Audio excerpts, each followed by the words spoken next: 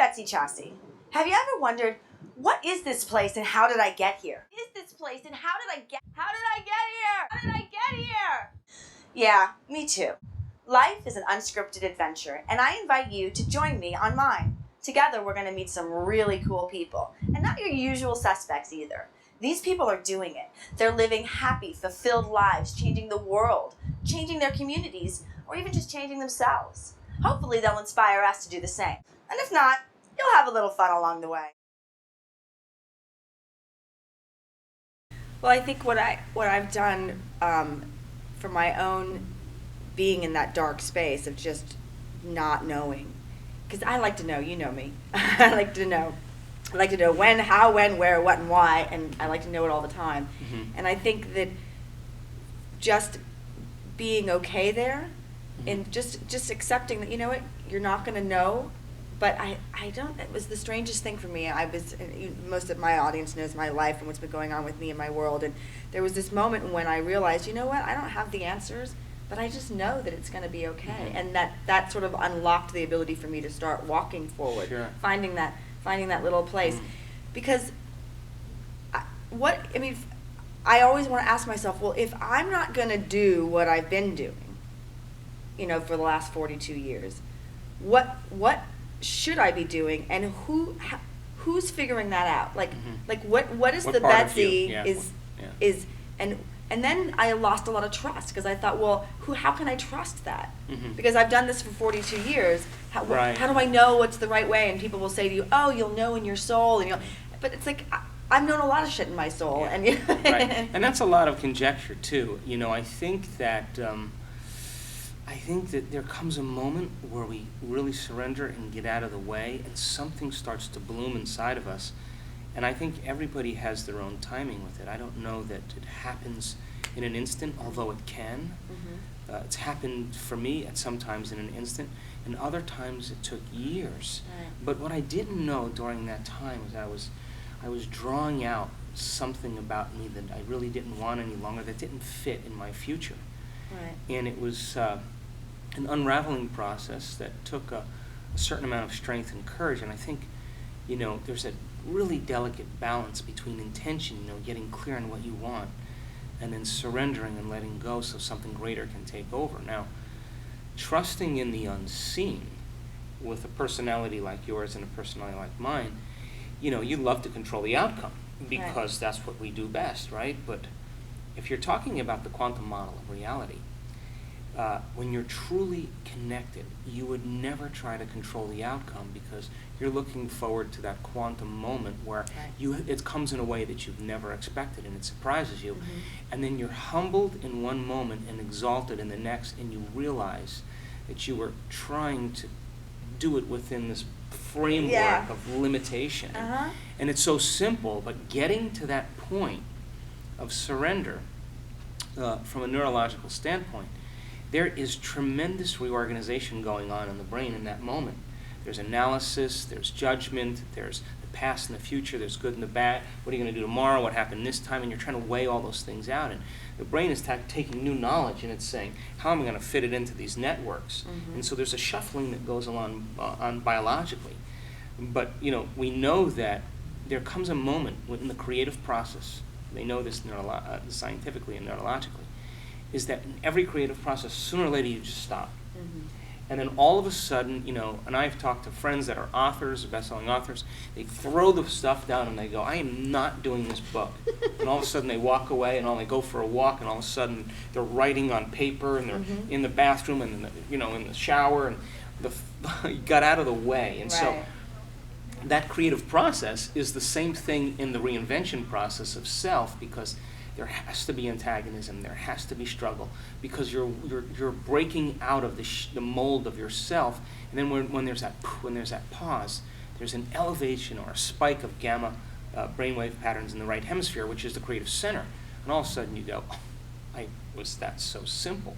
And you have it when you're brushing your teeth or washing the dishes or watching your kids sleep, or you're changing a radio station in your car, and all of a sudden you get it and you just start laughing.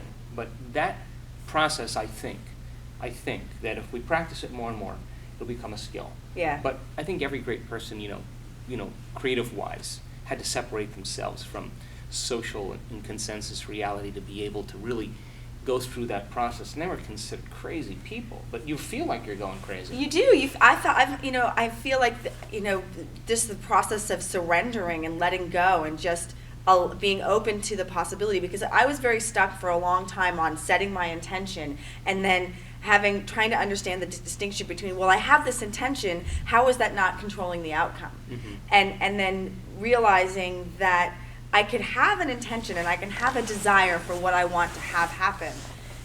And then I put it out there, and for me the practice has been really just letting go. So I have a big project that's like this close. It's like right in front of me. I have 2 big projects that I can see them happening. And my friends around me are like, "Aren't you ecstatic? And aren't you excited?" And they're like, "You're just so mellow, Betsy. It's kind of weird."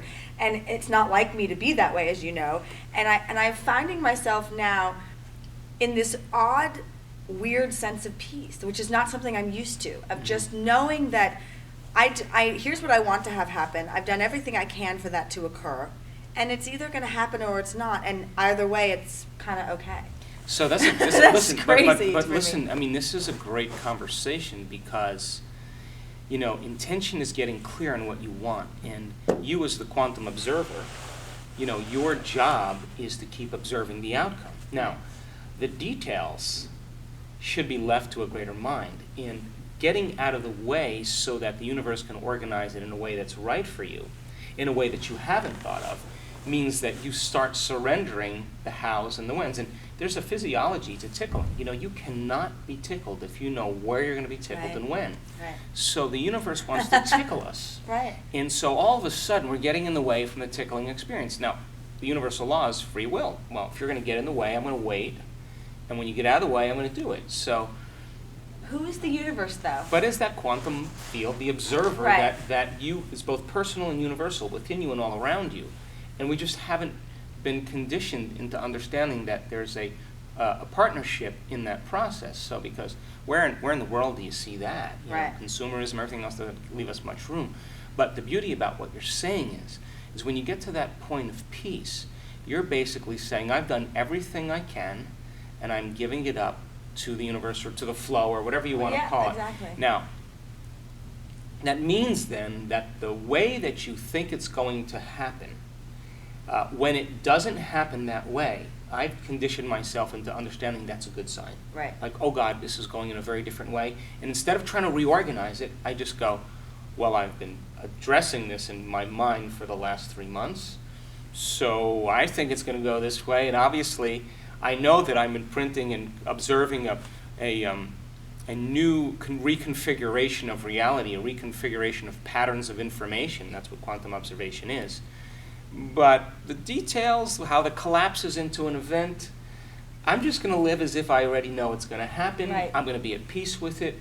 Everybody else can be fired up. And then when it comes, it's going to be like you just cooked the best meal, and now it's time to sit down and take your time and enjoy it. And then our senses should be the last to experience what our mind has created. So holding back on the urgency and the vigilance means that you have to stay away from those stress hormones, because those stress hormones of impatience and aggression and frustration and fear and anxiety and discouragement, those are all driven by the hormones of stress. So that causes us to function as materialists. Those chemicals cause us to focus on our bodies, on everything in the environment, everything with time. We obsess about time. But the quantum model says you got to become nobody, no thing, no time. You got to get beyond that. So when we're living in that state of urgency, and we're doing that, we're really reinforcing ourselves in a mind of a materialist. Mm-hmm. And that materialist causes us to function through our senses, mostly as a particle instead of a wave. And so we feel disconnected from possibility. But when we are really connected and we feel great, we would never try to judge or control the outcome. We're too busy enjoying it and trusting it. The moment we start to judge it and control it, we just went back to the old self. The new Right. self would never be too busy just constantly watching and observing how it's unfolding in a way that's right for you. And wow, that takes such an immense amount of will Yeah. to restrain ourselves to do it. But the payoff is always the best. And I'm almost amused at observing my experience in this now, because I can watch when I start to, Amit says doobie doobie doo, you know? So I can see that when I start to get in the stress hormones and start doing that, the roadblocks start popping. Yeah. And then when I can get back and just sort of go, well, it's going to be what it's going to be, little teeny tiny things. And I think for me, it's that I'm so big and loud that I'm used to seeing big and loud signs. As I'm willing to sit back, I'm starting to see little things occur that say, gosh, when I sit here in just knowing and just relaxed and peaceful, and I've done everything that I can do, trusting in my material self, and that I've done the steps that I had to do. Because Sure. I think sometimes people get caught up in well, if I sit and meditate for 6 hours, there's certain things you still have to do. No, you have to get your behaviors to match your intentions. Right. So you have a purpose, and that's ongoing. And then you have to set up your goals in alignment with that Right. purpose. So there's a practical approach to this, but if you're in a state of being where you've already experienced your dream, it's already happened, then you can get up and let your body be drawn to the event, and you will, with from that sense of being, do the things and think the things equal to that state of being. So there's a practical approach to this that should never be overlooked, because so many people think it's going to fall out of the heavens. Right. But listen, it's like saying, I want to go to the moon, and you're not training to be an astronaut. I mean, Right. it's unrealistic. So all of this is saying, I got a vision, and I'm passionate about it, and the passion gets me out of my resting state. I'm inspired. I'm lifted. I can taste the outcome. Now, once you're doing that, you're connecting to a potential in the quantum field, and you're from that level of mind observing the outcome. But now, how you make your way there and the process of discovery means that the limitations that we have to get to that level of mind has to be drawn out of us. Right. So we hit roadblocks, and then it should be the universe is showing me, because I'm reacting to this emotionally, that I have to surrender this emotion, and what piece of knowledge can I apply here? Okay, I'll back up, and I'll step up from this level of mind and address it. And by the way, you do that very well. Doing it without the reaction. The moment you emotionally react, you're going back to the old Right. hardware and software Right. programs, and you're going to do the same thing over and over again and expect a different result. Right. And they're going to blame everybody else. That person's stupid, they're an idiot, they're not helping me.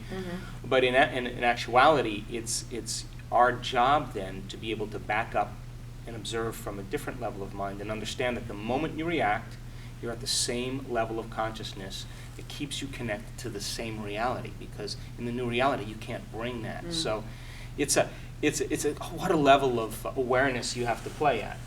But at the end of your life, or end of our lives, the only thing that's going to matter is, wow, I really did it. Right. Well, that's the thing that I've come to know, is that I've been here for 42 years, almost 43 years, and when I get into that space of hitting a wall, the first thing I do is I look back and I go, wow, I've actually made it this far. And then I remind myself, you know, the purpose here isn't the prize. The purpose here isn't the whatever it is that I'm trying to manifest in my material life in terms of this project that I want to do or this thing that I want to have. The purpose is the journey that I'm doing it on and the work that I'm doing. So this isn't just another opportunity for me to see at what level can I play at Sure. what level can I grow to.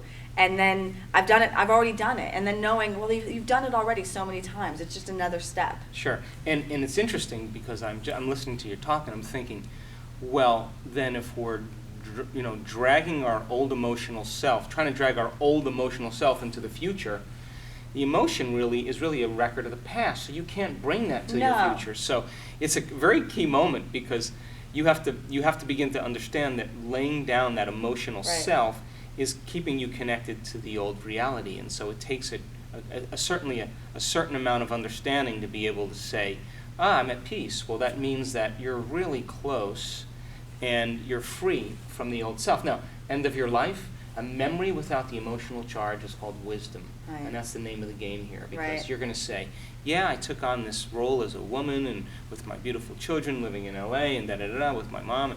And then all of a sudden you're going to look at your life and say, I love that lady. She did it, man. She overcame herself and created the life that she wanted. And she chose the circumstances and the conditions that would challenge her the greatest. Now that's the soul that's Right. saying, okay, we're in unity here. We negotiated this, and now let's see what you got, because if you come out of this lifetime as the same emotional self, you haven't evolved at all. Right. Because that emotion is keeping you connected to experiences in the past that keep you grounded in the same reality. Wow. Well, it certainly is an adventure. I don't know, what else is there to do? I know. I mean, it's sort of like that. It's like, well, this is kind of what life is, and you can either have fun with it or you can be miserable as you go. But Sure. but I found recently that I'm sort of having fun with this game. Mhm. I'm actually enjoying. I'm amused at myself. I can actually do something that's the old emotional self, and then kind of laugh because I know the outcome, and then go see. Like, it's almost like you drop the marble here and it's going to roll there every single time because that's the trajectory. And it's almost funny to watch now. I mean, I can see myself doing it, which is great because then I go, well, now you know, so now what are you going to do? Right. And then it's the fun is in finding the now what are you going to do? I mean, I'm in my own life struggling with the idea of if it's not that old, like if I'm not my brain and my body, then what else, what am I? And that's where I'm at with my questions. It's like, well, who is, if I'm not just a brain and a body, because our body we have a brain, we have a body, but there is something else. Okay, so let's talk about that, because 95% of who we are by the time we're 35 years old are automatic programs, beliefs, Yeah. perceptions that run like a computer program, emotional reactions, automatic behaviors. And so when you are living from that automatic program and the body has become the mind, you're an unconscious set of programs, then actually you're your body in that moment. Right. Because you are only reacting with the pre-wired synaptic connections in your brain and the genes that you inherited that keep you embracing the same environmental conditions in the same way that your parents and grandparents did, right? Now, the moment you begin to become conscious of your unconscious self, now you're no longer the program, but you're a consciousness observing the program. Right. And you begin to objectify the subjective self, and you begin to emulate the observer because you're observing the old self. Now, that transcends analysis, transcends self-judgment, it transcends self-hatred, although when you look, sometimes you don't like what you see. Yeah. But I think if we keep observing it and realizing it's us that's creating that out there, then we have to keep bringing it back to ourselves.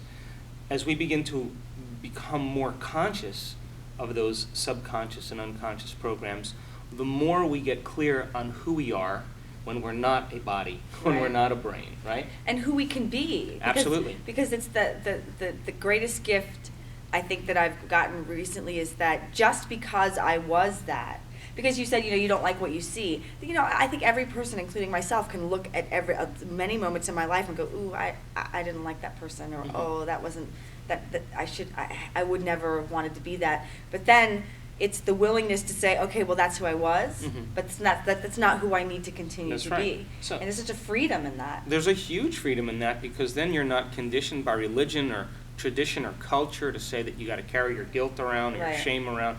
That's the old model of reality, right? The new model of reality says, look, that guilt and that shame is just an emotion from the past, and the intelligence within you that's giving you life wants you to be happy. And if you're Right. happy being unhappy, listen, it's going to say go for it. And we're not punished for our sins, we're punished by our sins. Right. Because as sin is a state of being, it's the way we think and feel. So karma is no mystery. We experience karma every day with the same life, the same experience, the same thinking, and the same feeling. Keeps our reality, observing the same reality in anticipation of the known and familiar things in our life. We keep re-observing the reality in the same way. And so this thinking and feeling is a state of being that could be sinful, not sinful in the colloquial Right. sense, but sinful in the sense that you're missing out on possibility. Right. And so to sin no more means, look, the moment you no longer live by the old way of thinking and feeling, you're off the wheel of karma, and reality changes. So that it's a simple thing to talk about, another thing to really master and participate in. Well, I think that's the trick, is that for me, it's just becoming, realizing that I don't have to be a master, and just taking it one step at a time, and allowing myself to be wherever it is that I am. I mean, if I'm feeling, one of the things I've learned recently is the idea that, if I wake up in the morning and I have anxiety and fear and stress, instead of trying to shove it away with positive emotions and think the happy thoughts, I just sit with my anxiety for a little while and really try to figure out where is it coming from and what is it that something's trying to tell me, or what is it that I need to pay attention to, and what do I need to be listening to, and be with it. And usually I can find it. I can say, oh, it's because, whatever it is, as opposed to just trying to shove it away. And It's good. It's good. It's a great discipline, and that level of self-observation is what begins to cause you to choose or not choose. Right. And so, if you look at a functional brain scan of someone with anxiety and someone with depression, they look exactly the same. Anxiety is obsessing about some worst-case scenario, and to the exclusion of everything else, you're paying attention to such a degree that you're turning on the hormones, and your body physiologically is believing it's in that future event. So you're experiencing that worst-case scenario emotionally. Right. Now, you do that once, you do it twice, you notice a change in your internal state.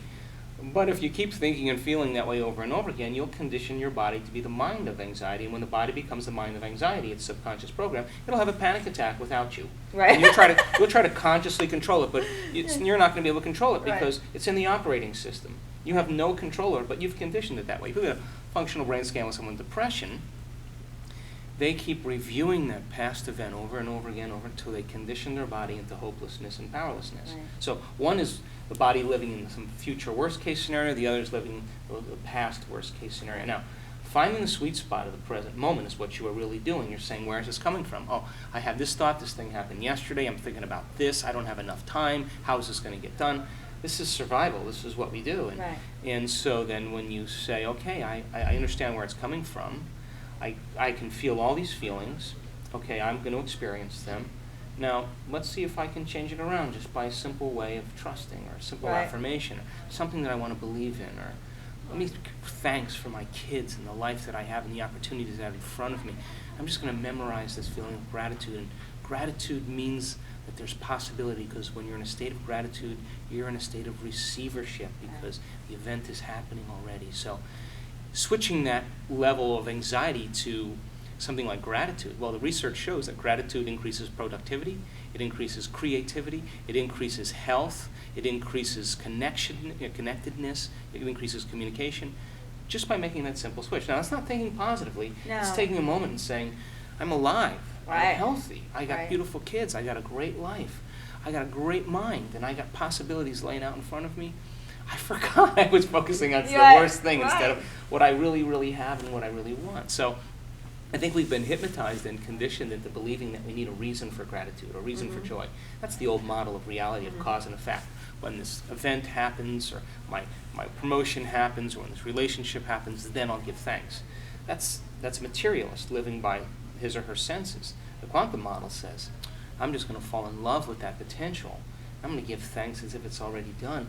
And then I'm going to get up and live as if my prayers are already answered. And I'm going to look totally crazy to everybody, but I'm going to look unfamiliar. I'm going to look like unknown. And that begins to cause you to move out of the predictable life into the unpredictable life. Wow. So, let's go live an unpredictable life. It's way more I think it's we way are. It's way more fun. Thanks, Dr. Joe.